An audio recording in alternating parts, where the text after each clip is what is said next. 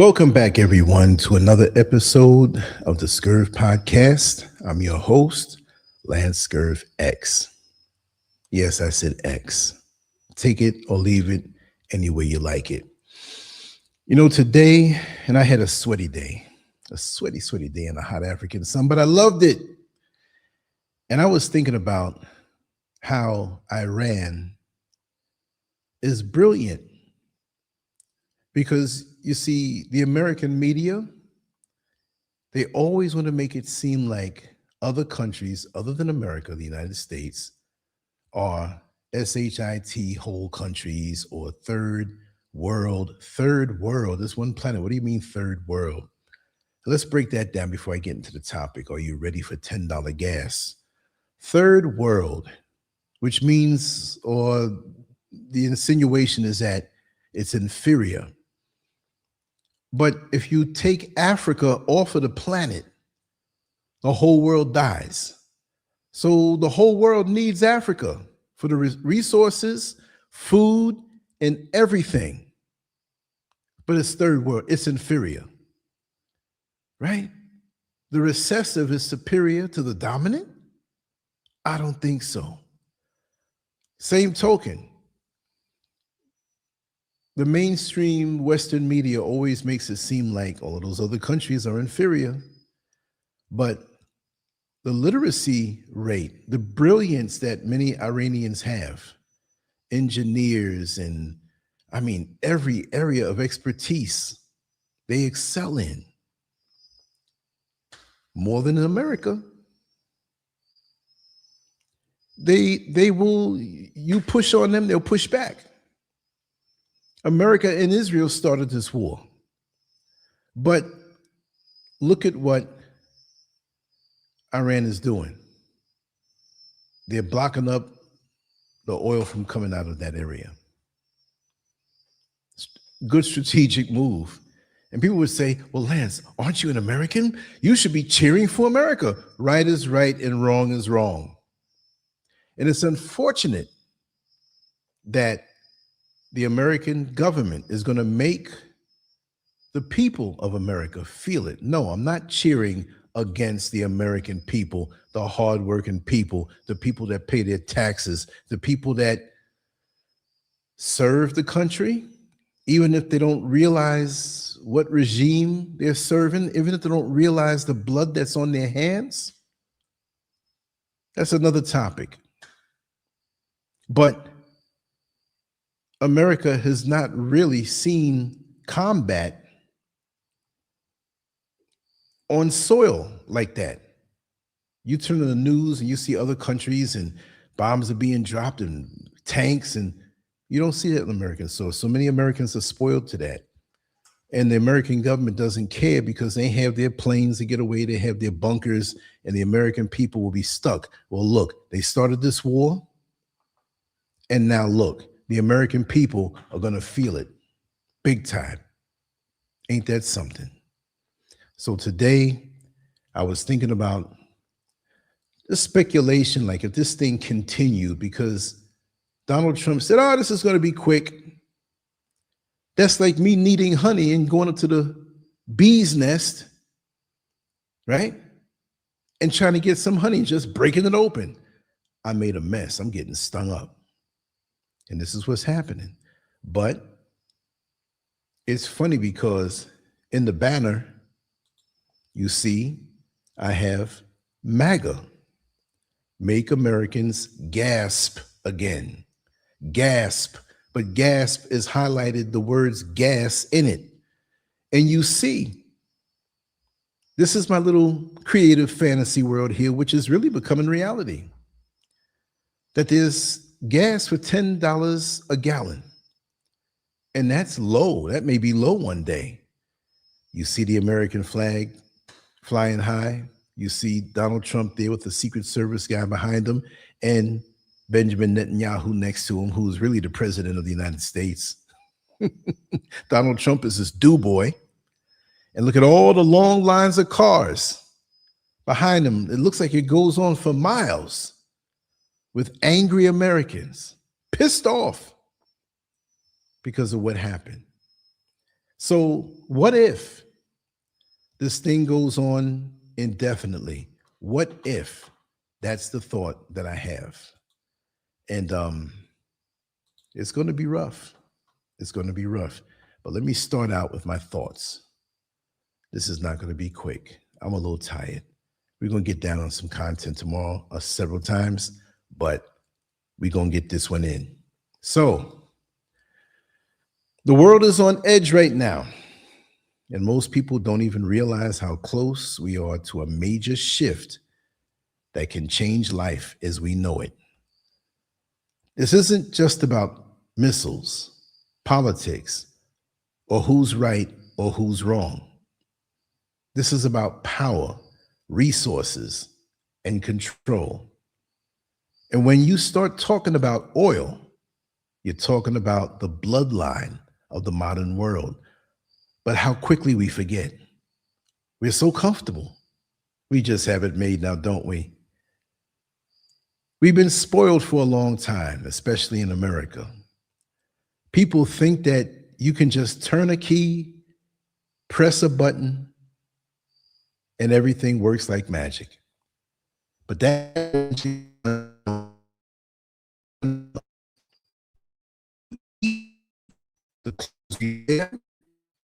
the roads you drive on, the electricity that powers your life, all of it is connected to oil. Welcome on, sweet Berry. I brought this to mind, and I was thinking about it earlier, so that was a confirmation. Now we have a situation where a major player in the world is basically saying, if you come against us, we can shut this whole thing down. And they're not just talking, they're showing it. They're flexing. And whether you like it or not, the world is being forced to pay attention. There's a narrow waterway where a huge portion of the world's oil passes through, about 20% of it. That's not a small number. That's not something you can just replace overnight. And if that flow is interrupted, even partially, you're going to feel it everywhere. And when I say everywhere, I mean your daily life, your wallet, your stress level, and your future. Understand that this is not a game. This is not a movie. This is not a fantasy. This is reality. This is a real possibility of a global economic shock that can hit harder than anything we've seen in modern times. It's the oil choke that can strangle the world. But let's break this down in simple terms. If oil stops flowing freely, guess what? Prices go up. That's basic supply and demand. But this isn't just a small increase.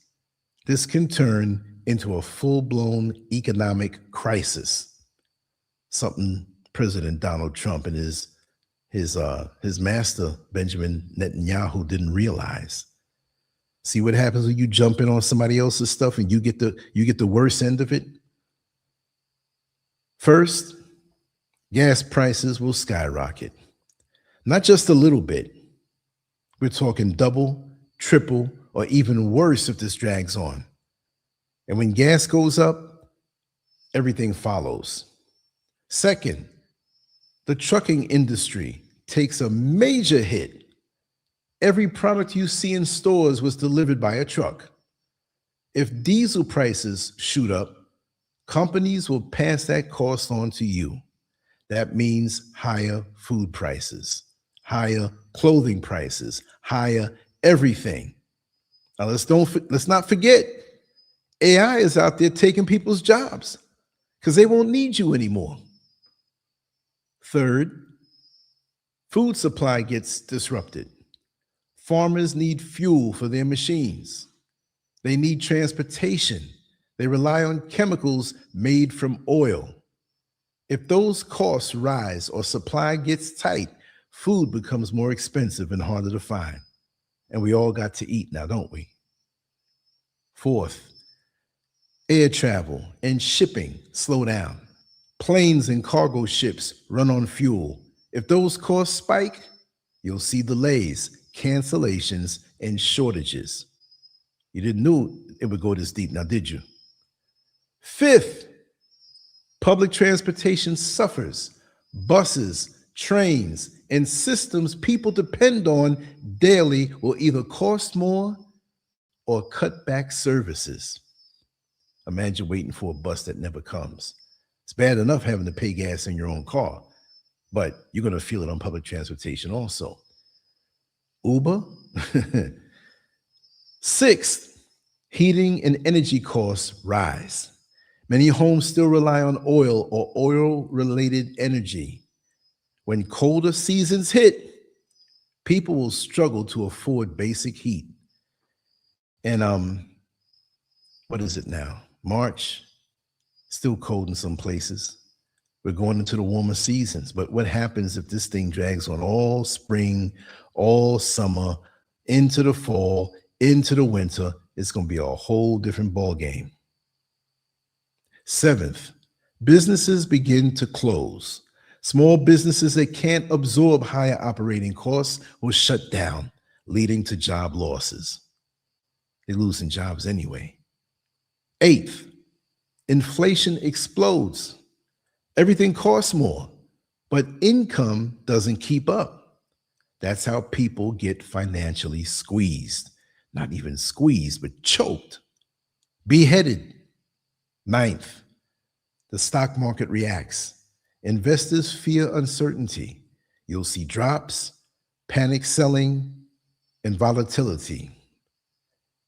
10th, governments may print more money to try to stabilize things, but that often leads to even worse inflation because nothing's backing up that money. It's no different than monopoly money. 11th, social unrest can rise. When people can't afford basic needs like food, gas, or rent, frustration builds and history shows what can follow. 12th, supply chains can break down completely. If this continues long enough, it won't just be about high prices. It'll be about empty shelves. And you know how that is when you're hungry. Hardest is that already. Now let's talk about America. This way it becomes very real. America is used to convenience. It's used to abundance, but that comfort is built on a system that depends on constant flow of goods, energy, and resources. If this situation continues for weeks, people will feel price shock, but life will still function. If it continues for months, real strain begins. Businesses struggle, consumers cut back, and the layoffs begin.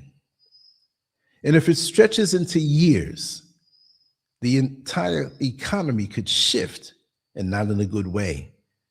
You can see mass unemployment, a housing crisis as people fall behind on mortgages, bank instability, a level of economic hardship that many people alive today have never experienced. And here's the truth many don't want to face. Dependence is a weakness. When you rely heavily on something you don't control, you are very much vulnerable. So what's the doomsday scenario if this doesn't stop? That's what I was thinking about today earlier. If this situation continues and escalates, we could be looking at a global recession or even a depression. Countries may begin competing aggressively for resources. New alliances could form. Economic sanctions could make everything worse. In America, trust in the system could break down, and it's breaking down already. People may lose faith in leadership. Division could increase. Crime could rise, but I say crime would rise. Stress levels will increase. Mental health could decline. A lot of folks are going to be freaking out. And the most concerning part is that many people are not prepared for this kind of disruption. They're scrolling, they're on TikTok and making videos and stupid stuff they consume, and their mind is not right. They're not prepared. This is what happens when a system that looks strong on the surface turns out to be fragile under pressure. We're living at a time where everything is connected. Never forget that. And that means when one part of the world shifts, the entire world feels it. There is no escaping it and no ignoring it. These situations are not just about war. They're about control, about who holds power and who pays the price. Right now, the average person is the one who will feel it the most. Not the decision makers. Like I said, they have their planes, their getaway planes, and their bunkers. Not the ones benefiting from the chaos. They're not going to feel it. You have to start thinking differently. You have to see the world as it truly is, not as it has been presented to you. Because if this continues, life is going to change, and it's going to change fast. And it's changing fast. But we don't feel it yet. Some of us are feeling it, but most of us don't feel it yet. And the main thing that's going to happen, if you ask me, is that we're looking at other countries as the enemy, but it's going to be us that's the enemy, because we're going to turn on each other. I don't want this to happen, but the country is already set up to fall. It's like when you chop a tree so many times and you chop into that wood deep, and you know, if I hit this thing a few more times and the way I hit the wedge and hit it, timber, it's going to fall. It's going to fall. Mars mentality, welcome on in. Yes. Thank you for being here. Thank you so much. I'm not a doomsayer. I'm a person who likes to be prepared. And just because I live here in West Africa doesn't mean I'm not going to feel it either. I might feel it a little less, but I'm going to feel it for my people back home in America. This is my home too. I'm a citizen here, but I can't cut the heartstrings of seeing something potentially happen to my loved ones in my inner circle, right? And people who I may not know who are good people. I know a lot of good people. We may not call each other every day, but I know a lot of good, hardworking people who I'm not calling them lazy. Many of them are just not prepared. Many of them don't have the mindset to just live like Rambo, out in the woods. I'm not saying I wish that for anybody, but things can get really bad.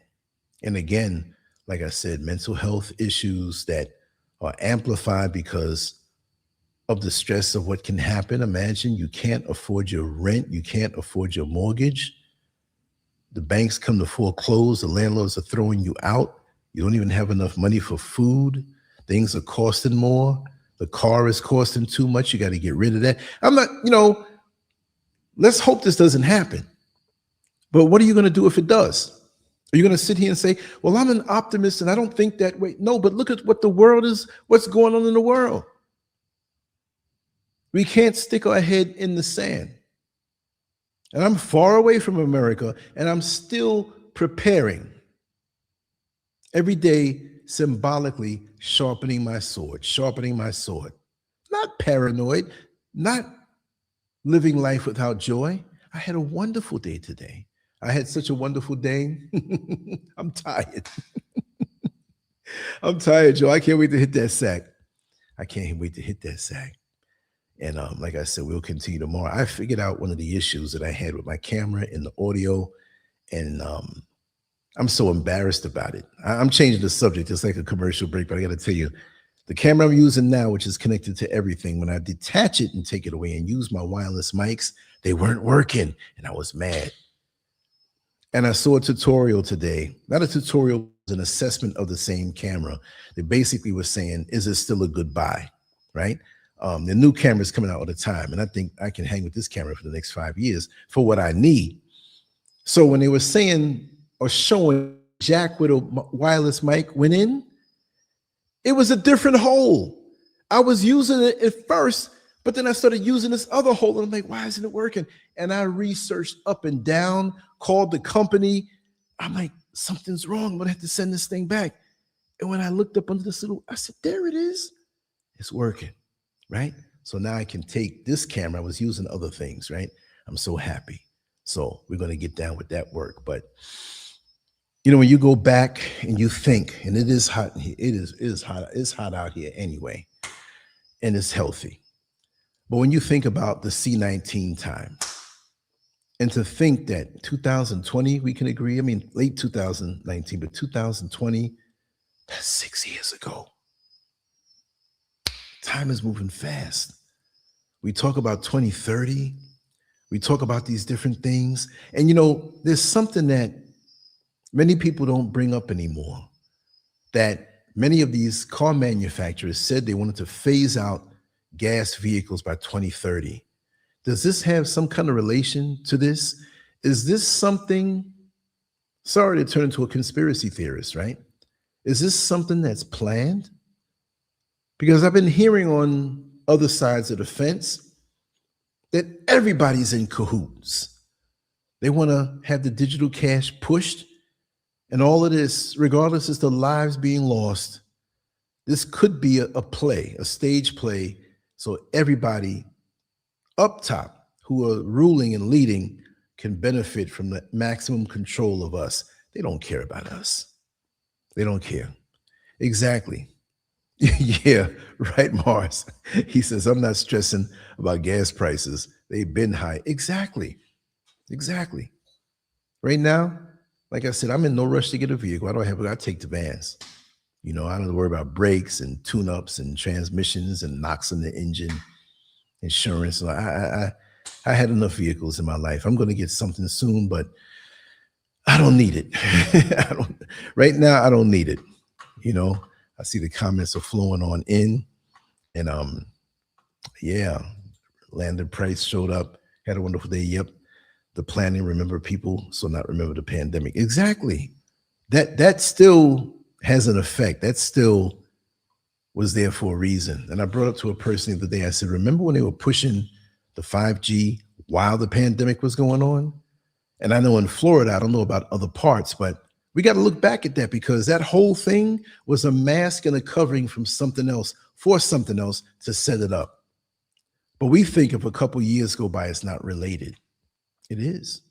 And I can say some other things that the World Health Organization wouldn't want me to say, but there are people who are in that who are talking against the whole thing there. So AI is like a bulldog, like a watchdog on these channels. You say the wrong thing, you're gone, right? I'm not scared, but like I said, LanceScurvX.com, everything will be there. And if I'm knocked down off of YouTube, the live shows will be there just the same way every day on all the other content, right?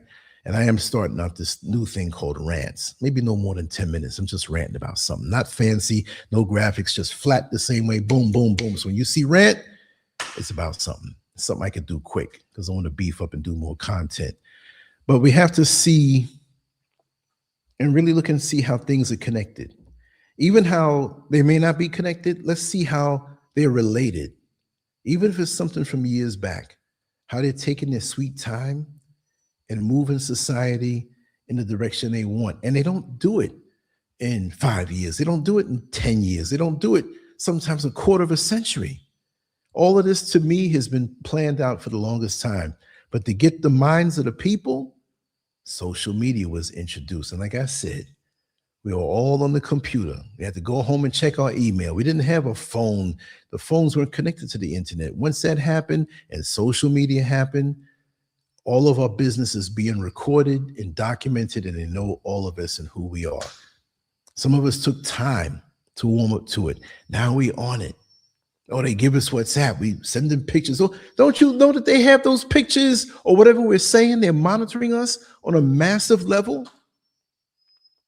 It's all related. There's no hiding. I know I have no privacy, right? So I'm not scared. There's nothing that I have to hide. You know what I mean? because I know how this thing works. So what's going to happen in the next few years?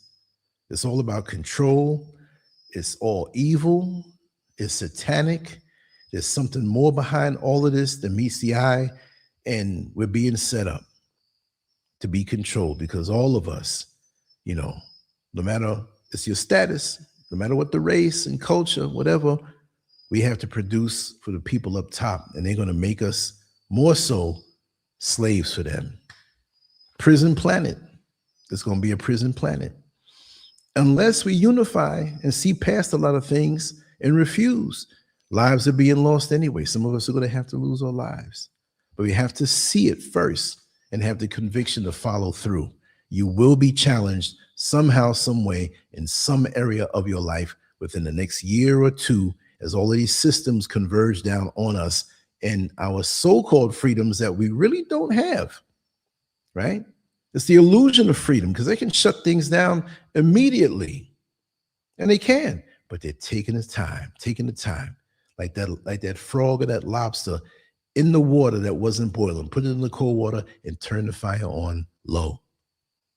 And he's basking in the air. This water feels nice. Wait a second. Whoa, it's getting kind of warm here, until you realize you're boiling. And that's what happens with us. And we are very distracted. YouTube is like a drug. They have some good things on it that you can learn.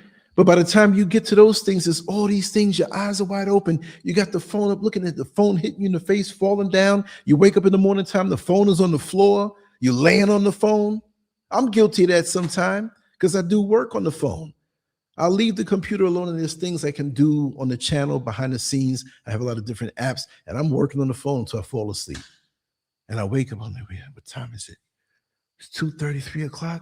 Where's the phone? Oh, my back feels hot. That's just how it is. Anyway, I'm going to wrap this down.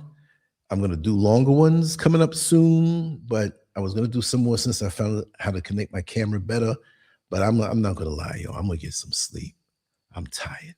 I never admit that, but I'm feeling it tonight. So that being said, I'm going to wrap this up.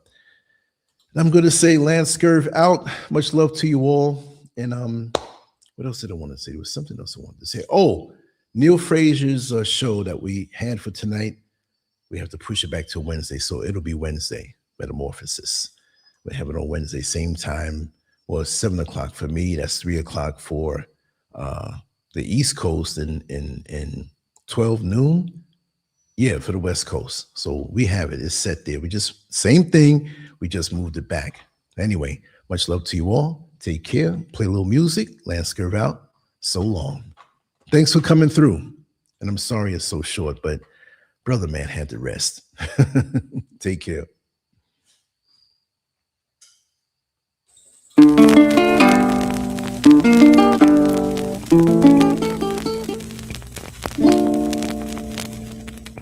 Why are we called Negroes? Why are we deaf, dumb, and blind? Why is everybody making progress, yet we seem to be lagging so far behind?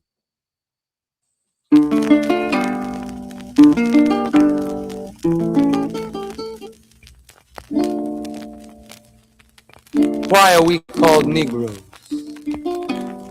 Why are we deaf, dumb, and blind? Why is everybody making progress, yet we seem to be lagging so far behind? Why are we mistreated? Why are we in this condition, stripped of our names, our language, our culture, our God, and our religion? Here in America, all of our religious training has been gotten by the preacher. He has told us of a heaven way up in the sky that we can't enjoy now, but rather after we die. But all of the years that we're living, for us there's nothing but hell, pain, torture, and misgiving. Yet the Bible speaks of a heaven filled with material luxury, which the white man and the preacher has right here, so we see. So my friend, take it for what it's worth. Your heaven and your hell is right here on this earth. So let's check back into history, which rewards all research and tells us plainly. Before the white man gained entry to the East, he was living in the caves of Europe, a ravenous beast, eating juniper roots and eating flesh raw, till God sent Moses to civilize him and teach him the law. Then, following Marco Polo, an explorer, he gained entry into Asia and Africa. From China he took silk and gunpowder. From India he took jute, manganese and rubber. He raped Africa of her diamonds and her gold. From the Mideast he took barrels of oil untold. Raping, robbing and murdering everything in his path. The whole black world has tasted of the white man's wrath. So my friend, it's not hard to tell. A white man's heaven is a black man's hell.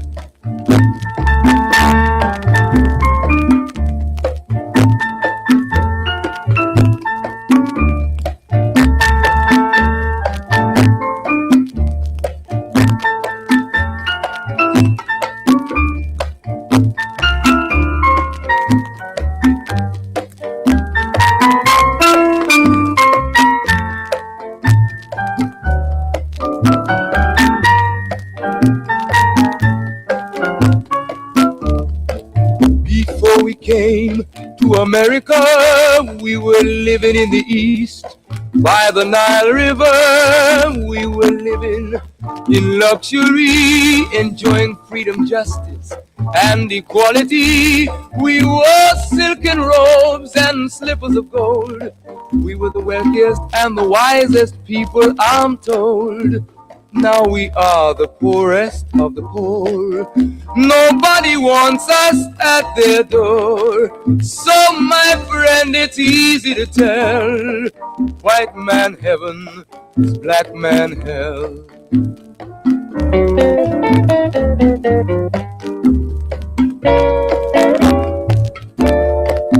When the white man came to America, he told the Indian, I am your white brother. He said, red man, I'll treat you the best. Yet and still he pushed the Indian further west with his white woman and fire water. With tricks and lies he stole America. The original owner of this nation is cooped up on a reservation. So my friend, it's easy to tell. White man heaven is black man hell.